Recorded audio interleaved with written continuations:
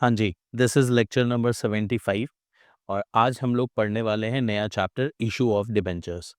बहुत ही important topic है, ज़्यादा बड़ा चैप्टर ये है नहीं और जितनी बातें आपने लास्ट चैप्टर में सीखी थी, सारी जर्नल एंट्रीज, सारा ट्रीटमेंट सेम इस चैप्टर में इनकॉर्पोरेटेड है। मतलब हमें जहाँ-जहाँ वर्ड शेयर्स यूज़ करना था, वहाँ-वहाँ अगर हम लोग डिबेंचर्स वर्ड यूज़ कर दें, तो देखा जाएगा कि सारा टॉपिक सेम है।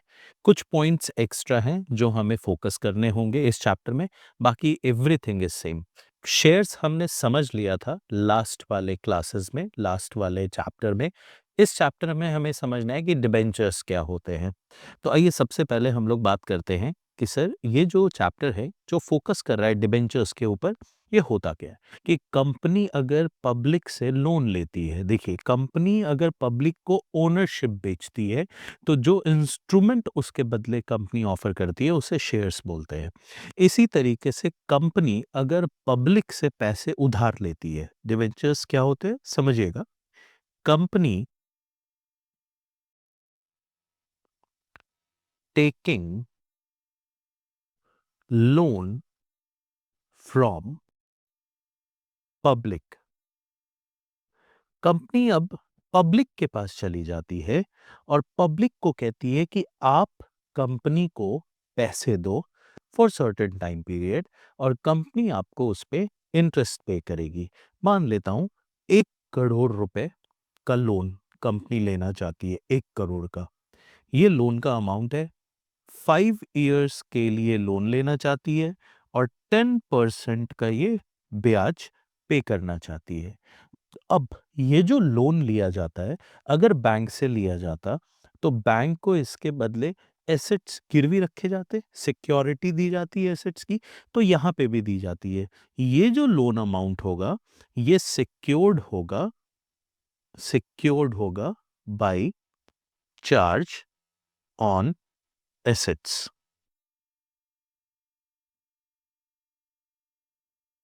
जी, तो अब जब भी कंपनी ये सारे जो टर्म्स हैं, सारे टर्म्स एक पेपर पे लिख के, एक कागज के टुकड़े पे लिख के, कंपनी के लेटर हेड पे ये सारी बातें लिख के कि इस फलाने फलाने ने इतने रुपए कंपनी को इतने सालों के लिए इतने इंटरेस्ट रेट पे एज अ लोन दिया है, और कंपनी का जो भी ऑथराइज पर्सन होगा वो उस पे साइन कर दे और कंपनी का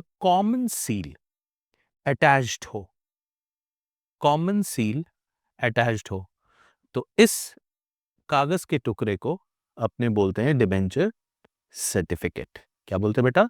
डिबेंचर्स सर्टिफिकेट। अब दूसरी बात, सर जिस तरीके से शेयर्स होते हैं उनका एक फेस वैल्यू हुआ करता था, क्या यहाँ पे भी कोई फेस वैल्यू होता है? जी बिल्कुल होता है। ये जो डिबेंचर्स होते हैं, इस डिबेंचर्स का भी एक फेस वैल्यू होता है। One debenture is generally equivalent to ₹100। एक डिबेंचर की वैल्यू कितनी होती है? 100 रुपए। अब जिस व्यक्ति को जितना भी लोन देना है, वो 100 से मल्टीप्लाई करके उतने डिबेंचर्स खरीद सकता है। तो अगर मैं इसको शब्दों में पिरो दूं, तो डिबेंचर्स क्या होते हैं, आइए समझते हैं। तो debentures are financial instruments, financial instruments stating that the person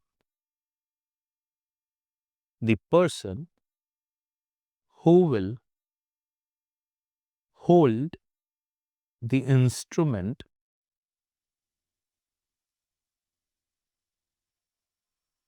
will get interest mentioned over it, interest rate mentioned over it for a defined time period। तो सर आइए फिर से एक बार समझा जाए। डिबेंचर्स की स्थिति कब आ पड़ती है, कब कंपनी को लगता है कि हमें डिबेंचर्स देने चाहिए? कंपनी जब पब्लिक से लोन लेती है, कंपनी पब्लिक से सर्टेन अमाउंट का लोन लेती है, उसके अगेंस्ट में एसेट्स चार्ज करती है, मतलब सिक्योरिटी में रखती है, इंटरेस्ट रेट मेंशन करती है और बताती है कि वो आने वाले 5 सालों तक इंटरेस्ट देती रहेगी। तो वैसे सिनेरियो में हमें मानना पड़ता है कि ये कंपनी डिबेंचर्स बेच रही है। मतलब कि आप कंपनी की हिस्सेदारी नहीं बेच रहे हो, आप पब्लिक से लोन ले रहे हो एक सर्टेन टाइम पीरियड के लिए, और उसके बदले जो इंस्ट्रूमेंट बेच रहे हो, जो कागज का टुकड़ा आप प्रोवाइड कर रहे हो जिस पे ये सारे टर्म्स लिख के दोगे, उसे डिबेंचर सर्टिफिकेट बोलते हैं। तो company issuing debentures to the public when they need certain loan amount, when they need to borrow some amount from the public. So this is the scenario when debentures are issued, and debentures का actual मतलब भी यही होता है, loan from public, और उसके बदले जो इंस्ट्रूमेंट इशू किए जाते हैं उसे डिबेंचर्स सर्टिफिकेट बोलते हैं, जिस पे सारी बातें लिखी होती है और उस पे कंपनी का सील लगा होता है। अब कुछ बातें हैं जो आपको जानना जरूरी है जर्नल एंट्रीज करने से पहले, वो ये है, पहली बात कि सर कई जगह पे इंटरेस्ट रेट को इंटरेस्ट रेट को कूपन रेट भी बोला जाता है। कूपन रेट, पहली बात जो आपको इस चैप्टर में याद रखनी है।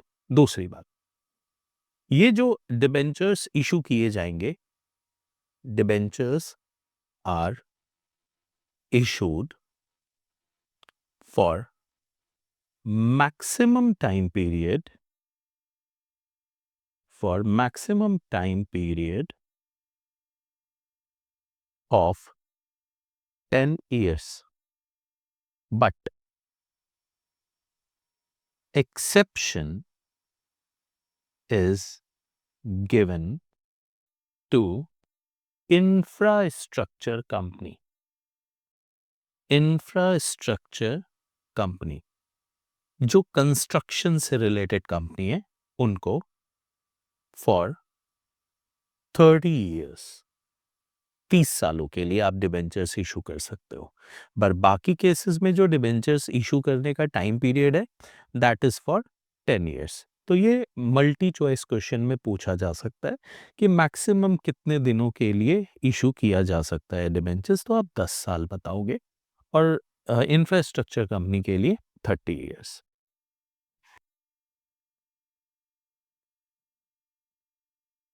एक और पॉइंट है कि debentures are also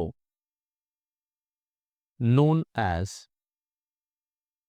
bonds। Traditionally bonds are issued by government, पर आज के डेट में देखा जाता है कि सेमी गवर्नमेंट और नॉन गवर्नमेंट ऑर्गेनाइजेशन भी बॉन्ड्स इशू करते हैं, पर इनका ट्रीटमेंट सेम यही होगा। चलिए, नेक्स्ट पॉइंट है मिनिमम सब्सक्रिप्शन को लेके। मिनिमम सब्सक्रिप्शन,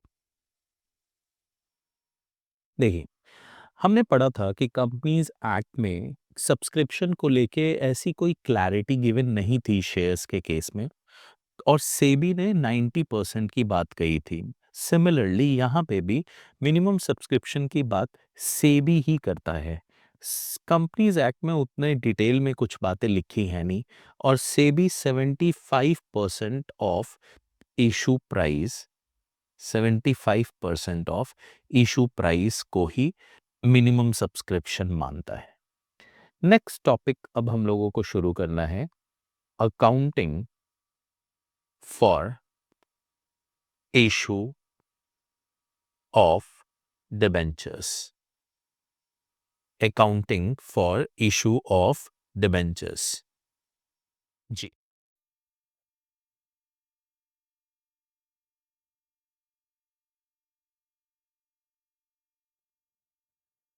डिबेंचर्स तीन तरीके से इशू किए जा सकते हैं। पहला, फॉर कैश। दूसरा, for consideration other than cash. और तीसरा एज कोलैटरल सिक्योरिटी। अगर आपने मेरी पास्ट की वीडियोस इशू ऑफ शेयर्स पे अच्छे से देखी है तो ये दो टॉपिक आपको कॉमन मिलेंगे, for cash and for consideration other than cash. जो बातें शेयर्स में पढ़ाई थी सेम वही बातें यहाँ पे भी पढ़नी है हमने। पर ये जो कोलैटरल सिक्योरिटी वाला पॉइंट है, कोलैटरल सिक्योरिटी, ये पॉइंट वहां पे नहीं था। ये पॉइंट यहाँ पे पहली बार आपको सुनने को मिला है। अब जब कैश की बात करते थे तो शेयर्स के केस में दो सिनेरियो होता था, एक एट पार और दूसरा होता था एट प्रीमियम। लेकिन यहां पे तीन सिनेरियो होते हैं। एक नया सिनेरियो है एट डिस्काउंट। जी, शेयर्स डिस्काउंट पे इशू नहीं किए जा सकते हैं, स्पेशल सर्कमस्टांसेस को इग्नोर किया जाए तो। जनरली शेयर्स डिबेंचर्स की तरह डिस्काउंट पे इशू नहीं होते हैं, पर डिबेंचर्स जो हैं वो डिस्काउंट पे इशू किए जा सकते हैं। दूसरा, जिस तरीके से शेयर्स प्रमोटर्स को दिए जाते थे उसी तरीके से यहां पे डिबेंचर्स भी प्रमोटर्स को दिए जा सकते हैं, अंडरराइटर्स को दिए जा सकते हैं, और एसेट्स खरीदने के बदले कैश ना देके हम लोग वेंडर्स को डिबेंचर्स दे सकते हैं। कोलैटरल सिक्योरिटी के लिए हमारे पास दो मेथड्स हैं। कोलैटरल सिक्योरिटी की बात जो भी होगी, दो मेथड्स हैं इसमें, इसको हम लोग बाद में देखेंगे। सबसे पहले हम लोग बात करते हैं कैश के केस पे। तो आज हम लोग बेसिकली फोकस करने वाले हैं issue of debentures for cash.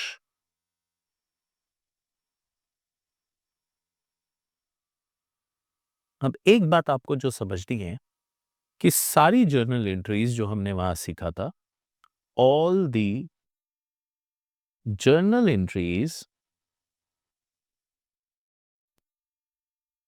and the concepts are same as we had discussed in chapter issue of shares। सारा कुछ सेम है, बस डिफरेंस क्या है, जहां जहां आप वर्ड यूज करते थे share capital,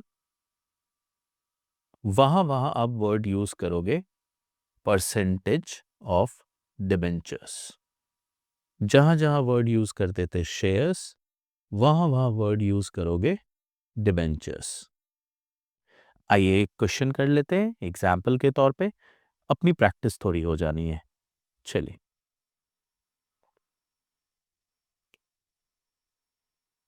x limited issued 10,000 8% debentures of rupees 100 each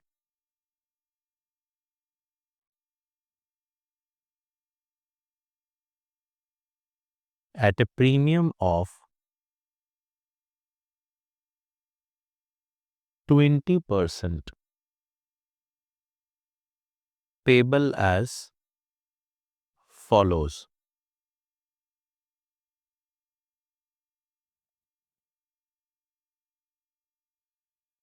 On application, rupees 40. On allotment, rupees 70, including premium, and balance on final call. Public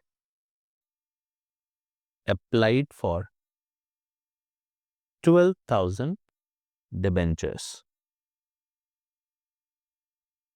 Pro rata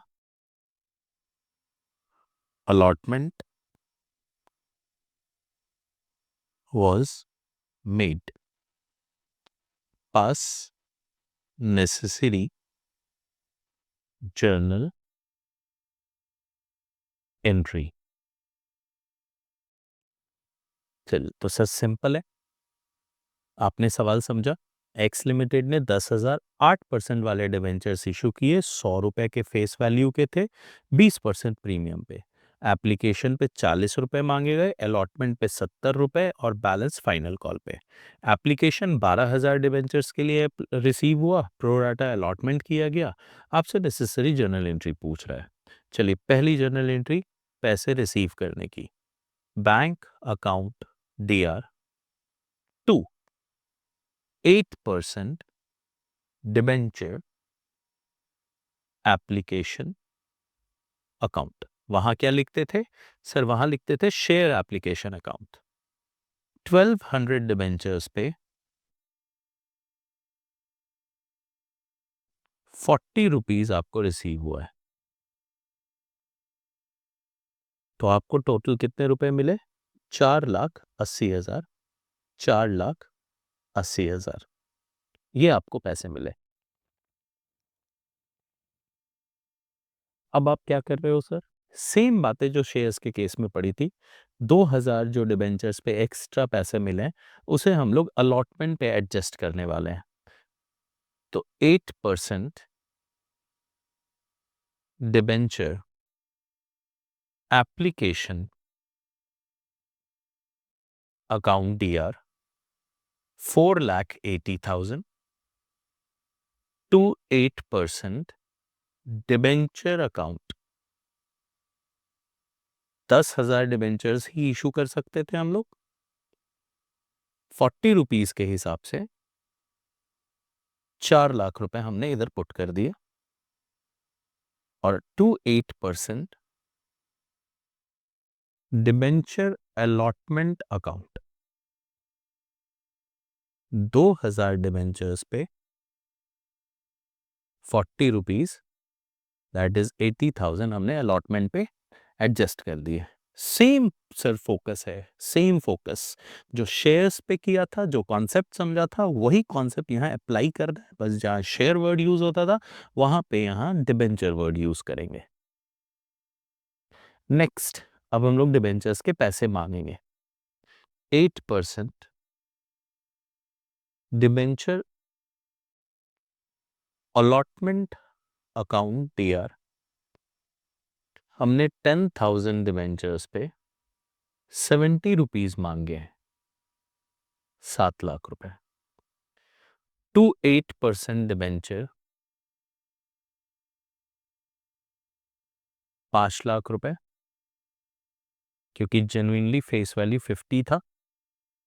और to security premium account, to security premium account कितने बेटा? 2,00,000 रुपए, 20 रुपए के भाव से। अब जब आप पैसे मांगोगे bank account DR to 8% debenture allotment account, तो आपके पास 80,000 ऑलरेडी रिसीव्ड है, तो यहां पे आपके पास 6,20,000 ही रिसीव होंगे। 6,20,000। 7,00,000 आपने मांगा था, 80,000 आपके पास एडवांस रिसीव हुआ था। अब आपको लास्ट कॉल करनी है। 8% debentures first call account DR to 8% debenture account. 10,000 पे कितने रुपए बचे बेटा? 90 रुपए तो मांग ही चुके हो आप, तो 1,00,000 बचे। 10,000 डिबेंचर्स पे 10 रुपए। कोई प्रॉब्लम थी नहीं, तो सारे पैसे आपको रिसीव हो गए। Bank account debit 1,00,000 to 8% debentures first and final call account 1,00,000। I hope आपको बातें समझ में आई होंगी। एक क्वेश्चन और किया जाए। ये क्वेश्चन एग्जाम का पूछा हुआ क्वेश्चन है, ध्यान से पढ़ना फिर सॉल्व करते हैं। एप्लीकेशन जो इनवाइट किया गया 15,000 11% डिबेंचर्स के लिए, एक डिबेंचर्स का फेस वैल्यू 100 था, 50 रुपए पर डिबेंचर्स का प्रीमियम था। पूरे पैसे एप्लीकेशन पे मिल गए। याद आ रहा हो आपको, शेयर के केस में भी ऐसा था, तो वहां हम लोग debenture application and allotment account को इकट्ठे एक ही जर्नल एंट्री में लिखा करते थे। एप्लीकेशन रिसीव्ड हुआ फॉर 25,000 डिबेंचर्स एंड जो रिजेक्ट किए गए डिबेंचर्स वो 5,000 थे और 20,000 वालों को 15,000 अलॉटमेंट प्रो राटा बेसिस पे, प्रोपोर्शनल बेसिस पे दिया गया। क्वेश्चन आपसे पूछता है मेरे को नेसेसरी जर्नल एंट्री करके दिखाओ, तो बेटा दो ही जर्नल एंट्री होनी है, एक तो पहले एप्लीकेशन रिसीव करने की और दूसरा अलॉटमेंट होने की, उससे ज्यादा इसमें कोई एंट्री नहीं होनी है। सर जर्नल एंट्री की जाए। बैंक अकाउंट डीआर, सबसे पहले हमें पता नहीं कि हमें कितने डिवेंचर्स के लिए, मतलब कितने डिवेंचर्स के लिए एप्लीकेशन रिसीव हुए हैं और एक्चुअली में हमें अलॉटमेंट कितना करना था। जितने रिसीव हुए उतने तो पहले रिसीव कर लो। Debentures, application and allotment account, ये हम लोग चुपचाप लिख लेते हैं पहले। 25,000 डिवेंचर्स पे एप्लीकेशन जब रिसीव हो रहे थे उस समय पता थोड़ी चलता है, जब रिसीव हो जाते हैं तब पता चलता है कि अच्छा हमें 25,000 डिवेंचर्स के लिए पैसे आए, जबकि हमने तो इतने मांगे भी नहीं थे। तो 25,000 मल्टीप्लाई बाई 150, 37,50,000 इतने पैसे बेटे हमें रिसीव हो गए। अब ये पैसे जो रिसीव हुए, इसमें से कुछ पैसे तो हमने सीधा सीधा रिजेक्ट ही कर दिए, और दिखाता हूं। 11% debenture, application and allotment account DR, 37,50,000 में से सबसे पहले तो हमें जो इशू करने थे इस सवाल में, दैट इज 15,000 पे 100 रुपीज फेस वैल्यू, 15 लाख, वो मैंने इधर पुट कर दिया। टू सिक्योरिटी प्रीमियम अकाउंट, 15,000 पे 50 रुपीज, दैट इज 7,50,000। बेटा उसके अलावा जितने भी पैसे हैं वो रिजेक्ट हो जाएंगे, सिंपली 15 लाख। इससे ज्यादा इस सवाल में और कुछ भी नहीं बोला गया था, दैट्स इट। ये जो बोल रहा है कि 5,000 वालों को रिजेक्ट करेंगे, बाकी को प्रोराटा अलॉटमेंट, बट इसमें सीधा बोला गया है कि पूरे पैसे आपको एक ही बार लेने हैं। इस वजह से आपको ज्यादा टेंशन लेना ही नहीं है। जितने भी पैसे आपके एडजस्ट होने के बाद बच जाते हैं वो सब आपको वापस करने होंगे, क्योंकि एप्लीकेशन और अलॉटमेंट एक ही बार किया गया है। तो आई होप आपको आज की क्लास समझ में आई होगी। आज हमने डिबेंचर्स के बारे में पढ़ा, डिबेंचर्स क्या होते हैं, कंपनीज क्यों इशू करती है और कितने सालों के लिए इशू किया जा सकता है, एक्सेप्शन क्या है, कूपन रेट क्या होता है और किस तरीके से ये शेयर्स चैप्टर से रिलेटेड है। Issue of debentures for cash में एट पार और एट प्रीमियम वाली स्टोरी हमने देख ली, सारी जर्नल एंट्री सेम है। डिस्काउंट की जर्नल एंट्री हम लोग नेक्स्ट क्लास में कर लेंगे और फिर आगे के टॉपिक को कंटिन्यू करेंगे in the very next video. Till then take care, bye bye.